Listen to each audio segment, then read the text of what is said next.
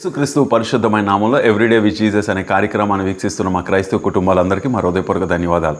ఈ ఉదయకాల సమయంలో ఒక లేఖన భాగాన్ని మీ ముందు ఉంచాలని నేను ఆశపడతాను. ఫిలిప్పీ 2:5 క్రీస్తు యేసుకు కలిగిన ఈ మనసును మీరును కలిగి ఉండుడి.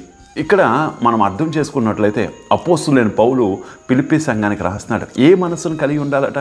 క్రీస్తు యేసుకు కలిగిన మనస్సును మీరును కలిగి ఉండాలి.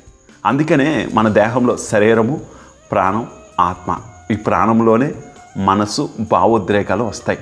అంటే మనము క్రీస్తుని కానీ నిజంగా ధరించినట్లయితే, అందుకంటాడు కదా, మీ మనస్సు క్రీస్తు యేసుకు కలిగిన మనస్సు ఉండాలి. అందుకే మన మనసు ఎప్పుడు కూడా క్రీస్తు గురించి ఆలోచించాలి. కొలసి 3 మొదటి వచనంలో కూడా అదే రాస్తాడు. మీరు పైనున్న వాటి అందే కానీ భూ సంబంధమైన వాటి అందు మనస్సు పెట్టకుడే. ఈరోజు క్రీస్తు మనసును కలిగి ఉందవా? నీ మనసు, అందుకని అంటాడు ఒక శాస్త్రవేత్త, మనిషి ప్రపంచంలో దేన్నైనా తన ఆధీనంలో పెట్టుకోగలడు కానీ తన మనసును తన ఆధీనంలో పెట్టుకోలేడు అంటాడు. ఈరోజు నీ మనసు నీ ఆధీనంలో ఉండాలా? నీ మనసు ఇటు అటు, అందుకే అంటాడు మనసుకి రెక్కలు లేని పక్షి లాంటిదట.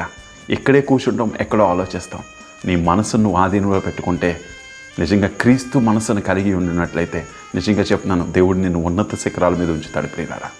అందుకే అపోస్తులైన పౌలు అంటాడు, క్రీస్తు యేసుకు కలిగిన మనస్సును మీరును కలిగి ఉండుడి. ఈరోజు ఈ ఉదయకాల సమయంలో నువ్వు ఎవరైనప్పటికీ కూడా నీ మనస్సు క్రీస్తుదై ఉండాలి. నీ ఆలోచనలు క్రీస్తువై ఉండాలి. నీ భావోద్రేకాలు క్రీస్తులై ఉండాలి. ఈ దేహము దేవుని ఆలయమై ఉండాలి. అందుకని 3 కూడా శరీరంలో ఉంటాయి కదా. నీ దేహము, నీ మనస్సు, లేదా నీ భావోద్రేకాలు, నీ యొక్క ఆలోచనలు, 3వదిగా ఆత్మ. ఈ 3 కూడా, అందుకనే శరీరము దేవుని యొక్క దేవాలయం, నీ మనస్సు క్రీస్తు కలిగిన మనసు, ఆత్మ ప్రభువు ఆత్మ అయి ఉండాలి. ఎప్పుడైతే ఈ 3 కలిగి ఉంటావో నీ జీవితాన్ని దేవుడు ఉన్నతంగా నడిపిస్తాడు. ఈరోజు నువ్వు యవనస్తుడివైనా, చిన్నపిల్లవాడైనా, పెద్దవాడైనా, వృద్ధుడివైనా, నీ మనసు నీ ఆధీనంలో లేకపోతే తప్పనిసరిగా పరిణామాలు ఎదుర్కొంటావు.